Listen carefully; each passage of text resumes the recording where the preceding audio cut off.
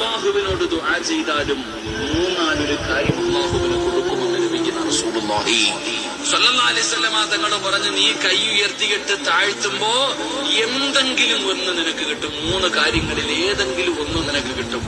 നബി സല്ലല്ലാഹു അലൈഹി വസല്ലം തങ്ങൾ പറഞ്ഞു, ഒന്ന്, നീ ദുആ ചെയ്ത കാര്യം തന്നെ അല്ലാഹു തരും. ചിലപ്പോ നീ ചോദിക്കുന്നത് തന്നെ അല്ലാഹു തരാം. നീ എന്താണോ ചോദിച്ചത് അത് തന്നെ റബ്ബ് തരും. അല്ലെങ്കിൽ രണ്ട്, നബി സല്ലല്ലാഹു അലൈഹി വസല്ലം തങ്ങൾ പറഞ്ഞു, ആ ദുആ നാളെ പരലോകത്തിലേക്ക് അല്ലാഹു മാറ്റിവെക്കും. നീ ചോദിക്കുന്ന അല്ലാഹു തരൂല, പരലോകത്തേക്ക് മാറ്റിവെക്കും. പരലോകത്തേക്ക് മാറ്റിവെക്കലാണ് ഏറ്റവും നല്ലത്. കാരണം നാളെ പരലോകത്ത് മീസാൻ എന്ന ത്രാസിൽ നന്മ തിന്മകൾ തൂക്കുമ്പോൾ ചില നന്മകൾ കൊണ്ടുവന്ന് ഇങ്ങനെ ഇട്ടുകൊടുക്കുക.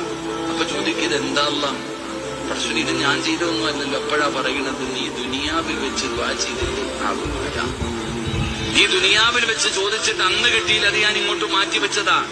ഈ സമയത്ത് മനുഷ്യൻ പറയുമത്ര, എന്റെ ദുആ ഒന്നും സ്വീകരിക്കാതിരുന്നാൽ മതിയായിരുന്നു. കാരണം അവിടെ കിട്ടും.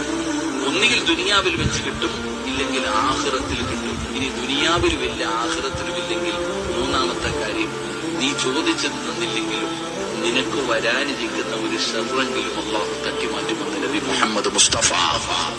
അപ്പൊ കൈ പൊക്കിയിട്ടുണ്ടോ, എന്തെങ്കിലും ഒന്നും വന്നിരിക്കും. അല്ലാഹു അങ്ങനെ മാന്യനാണ്.